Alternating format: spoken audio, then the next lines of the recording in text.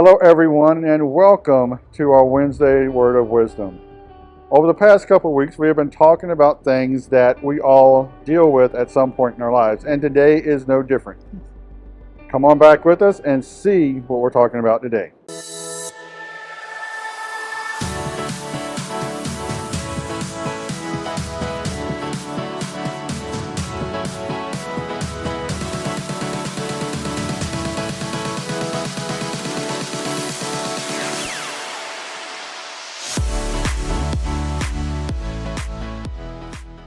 Okay, so how many of you, when you leave the house sometimes, you get down the road and you're like, oh my gosh, I forgot, did I turn that on? And you worry about it the rest of the day. Yeah. Parents, what is the one thing you worry about the most? Our kids. Your kids Yeah. and what they're doing.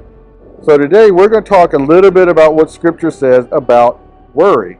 We all do it. Mhm. So what does Scripture say? All right. So I was having my devotion the other morning and I stumbled across this verse. I wouldn't say stumbled, I read the verse, right? And that was Proverbs 12 and verse 25. And it says, worry weighs a person down. An encouraging word cheers a person up.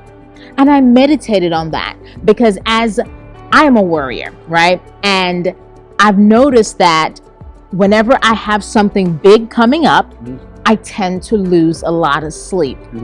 And it's been happening. So we have a trip coming up. And even though I am not actively worrying about it, every night I've been getting up and unable to go back to sleep. And it was such a relief to read this verse in Proverbs saying, and it does, worrying weighed me down. It robbed me of sleep.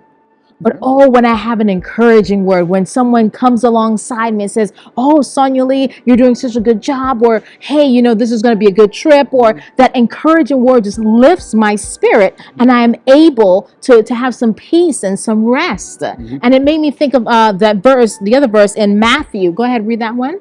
Matthew 6:34, and this is Jesus speaking. He says, don't worry about tomorrow, for tomorrow will bring its own worries. Today's trouble is enough for today. Yes.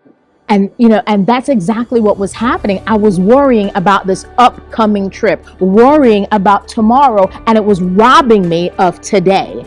And I just think about how many times we've missed, how many times we've robbed ourselves or allow ourselves to be robbed of what the day has because we're worried about something in the future, something yet to come. But God offers us his peace. He offers up his presence. He offers us an encouraging word in his word for us to be satisfied and filled to fulfill what he has us to focus on for today. So worry, we all do it. We don't call it that all the time. Like, oh, I'm just concerned. Yeah. Or something, I'm sorry to say this, but what psychologists called it is anxiety. It's the same thing. Yeah. So we've labeled it things so we won't have to call it that because the Bible's clear. Don't worry. Do not worry. But guess what? We're humans. My son was in an accident. He's hurt. I'm gonna be worried about him, right? So how do we go around that? How do we not worry? So we just got to focus. Yes. Everything goes back to focus. Where is that focus on? Okay, I've been worrying. I've been doing this. Okay, my focus is off here. So yes, and definitely after having that encouraging word, then you can sleep better, and then you can release that worry to God. As the scripture says, cast all our worries and cares upon him, for he cares about what happens to us. So release that to him in prayer and enjoy the moment and stay focused on him so that you can do what he has called you to do. Until next time, God bless you and goodbye.